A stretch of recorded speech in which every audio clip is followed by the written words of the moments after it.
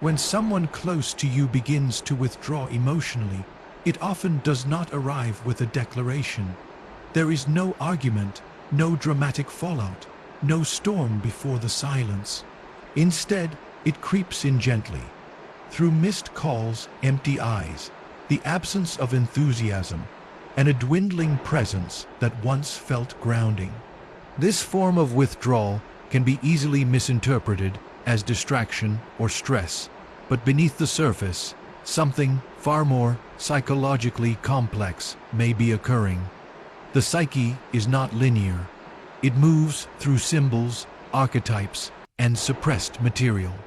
Emotional withdrawal, when it comes from someone who once held closeness with you, is often a manifestation of an unresolved inner tension within them. It may not be that they have consciously decided to hate you, but something in your presence evokes a disowned part of themselves.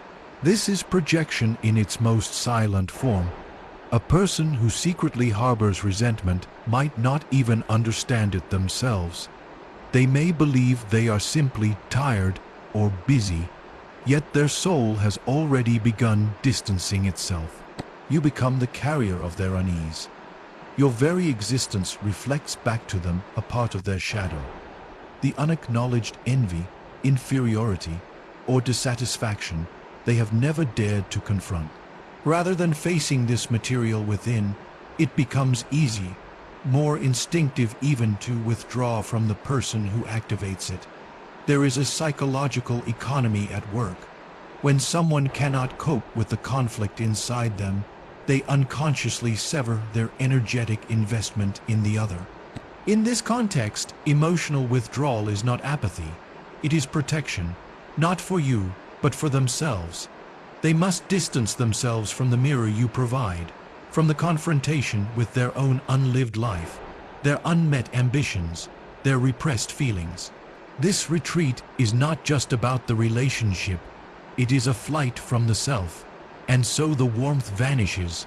Shared memories are no longer recalled. The tone of voice becomes neutral, the words transactional. They no longer lean in. They forget what matters to you, or pretend not to. You find yourself wondering if you imagined the bond altogether. But this forgetting is not random. It is a dismantling of intimacy, brick by brick. An unconscious attempt to unmake what once threatened to make them feel vulnerable, or lesser, or invisible. The tragedy of this form of hate is that it is not conscious. If you were to confront them, they might deny it with sincerity. And they would not be lying, because they do not yet know the source of their own withdrawal. The psyche rarely expresses hostility in a direct manner, especially in intimate relationships where social and emotional bonds discourage overt conflict. Instead, resentment often finds its voice through more indirect means: subtle jabs, ironic compliments, missed gestures, or veiled criticisms disguised as humor. This is the domain of passive-aggressive communication, a behavioral pattern that conceals animosity behind a facade of civility, and in doing so, creates a deep dissonance in the relationship. When someone close to you secretly harbors negative feelings, jealousy, bitterness, suppressed rage, they may feel unable or unwilling to acknowledge these emotions consciously.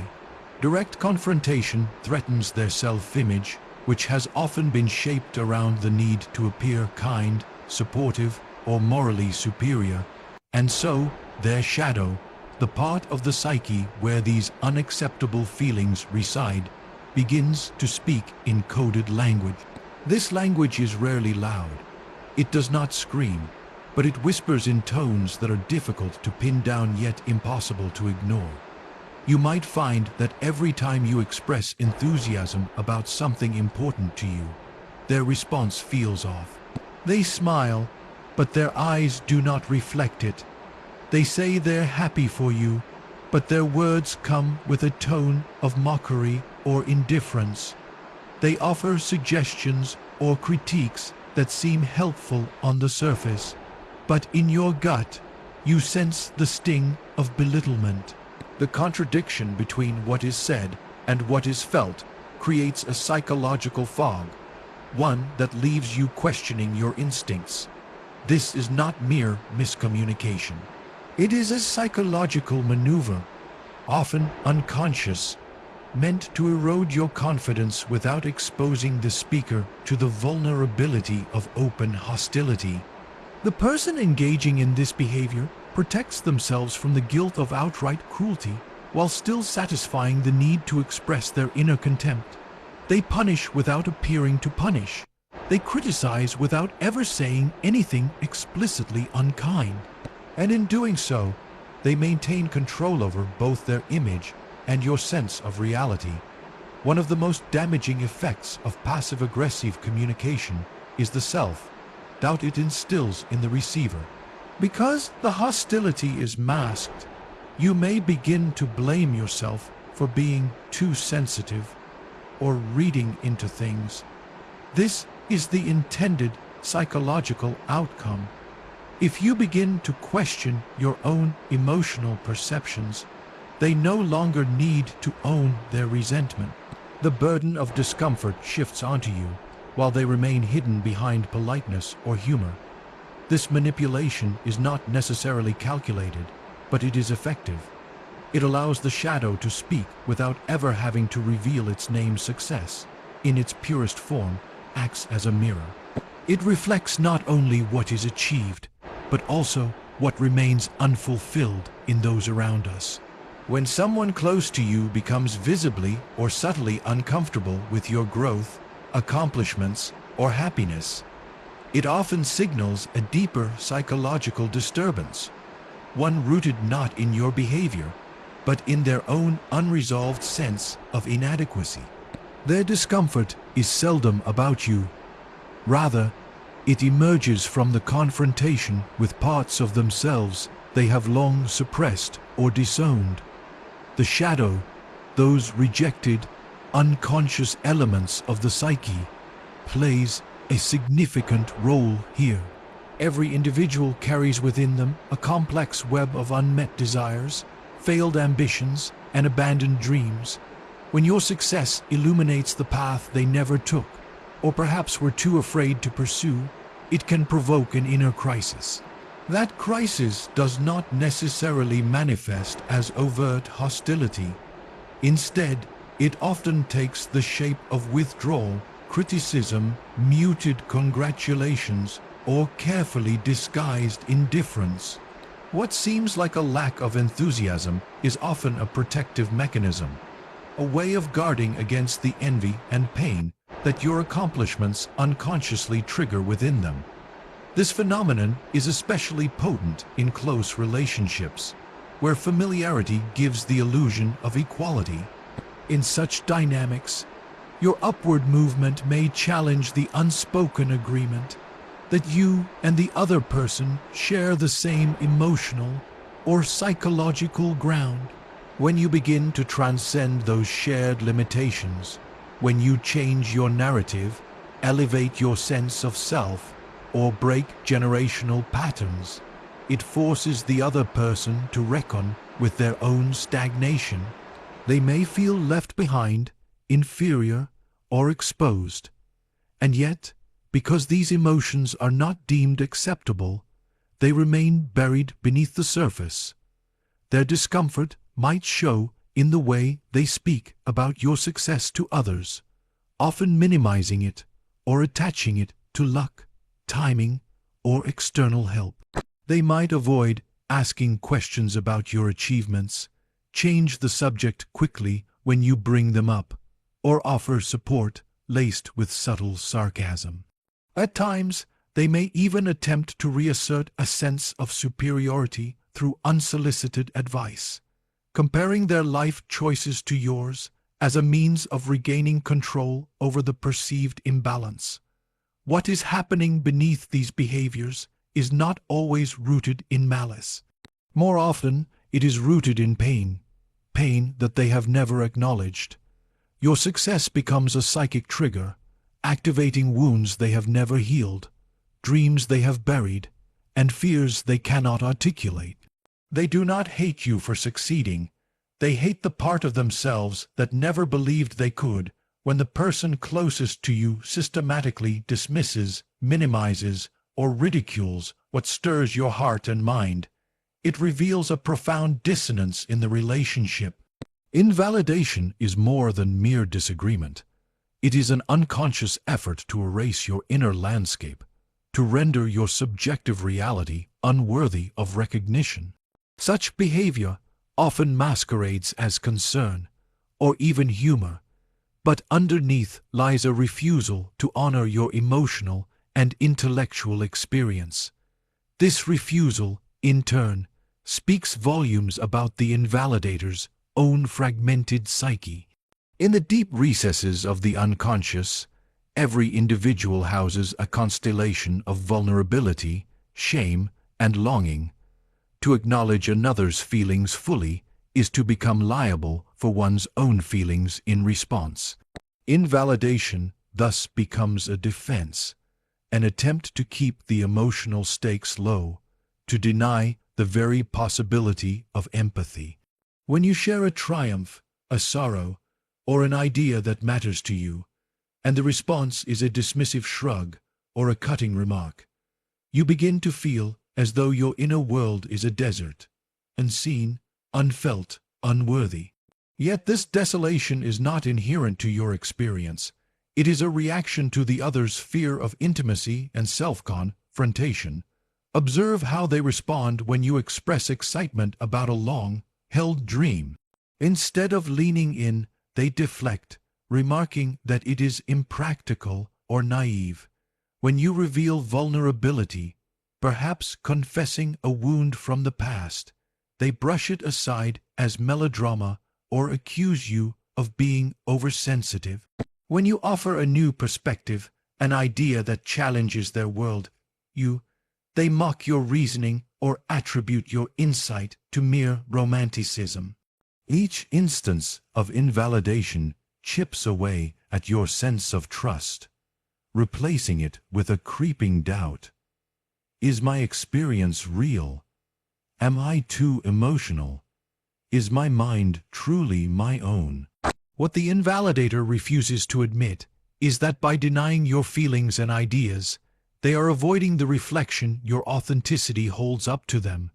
Your openness becomes a mirror to their own unprocessed wounds, their unacknowledged desires, and their conviction that vulnerability is unsafe.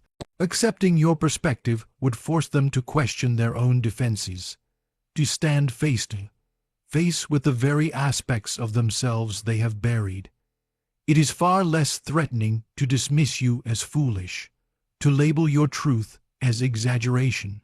In doing so, they safeguard their fragile ego from a reckoning that might reveal their inner emptiness. Moreover, the pattern of chronic invalidation often originates in formative relationships, perhaps a parent who scolded tears, a teacher who reduced original thought to rote obedience, or a caregiver who demanded compliance. These early experiences shape a world, in which emotions and ideas must remain hidden to avoid punishment or rejection. When that person grows up and forms new connections, they unconsciously replay the invalidation they once endured. Your feelings and ideas become the battleground where their old wounds are relived.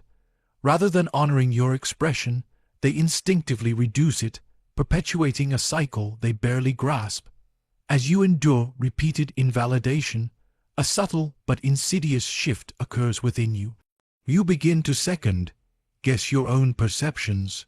Was that comment really hurtful, or am I too sensitive? Did I misunderstand their tone, or is my anger justified? This self-doubt is precisely the goal of someone who harbors secret contempt. By undermining your certainty, they maintain control over the emotional terrain, ensuring that you remain off balance. In the vacuum left by their dismissal, you feel compelled to prove yourself, to explain, to justify. Yet no amount of explanation will suffice, for the core issue lies not in your thoughts or feelings, but in their unwillingness to recognize them. Under this relentless barrage of negation, your sense of self frays, even as they maintain the illusion of care by occasionally, carefully, affirming a trivial detail, only to return to dismissal the moment you press beyond superficialities. Envy is among the most hidden and socially unacceptable emotions in the human psyche. Rarely will someone admit, even to themselves, that they envy someone they are close to, especially a friend, a sibling, or a partner. Instead, envy seeks camouflage. It does not wear its name openly. It slips into the room under the guise of concern, humor, advice, or backhanded compliments.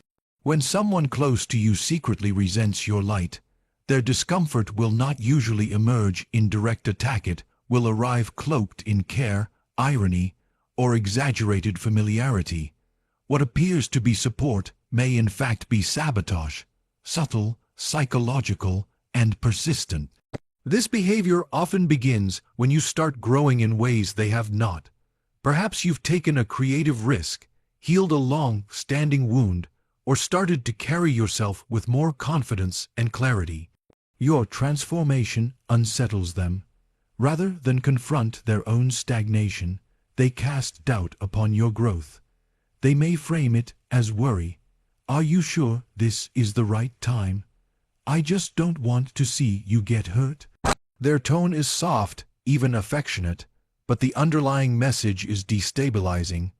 Concern becomes a tool of limitation. It is not aimed at protecting you, but at re-establishing their own sense of superiority, safety, or relevance. Envy also expresses itself through sarcasm, a weapon that allows for cruelty while pretending innocence. They may joke about your choices, mock your goals, or make light of your values, all while laughing, as though it's harmless. But you feel the sting. Their sarcasm functions as a psychological incision. It cuts without leaving a visible wound.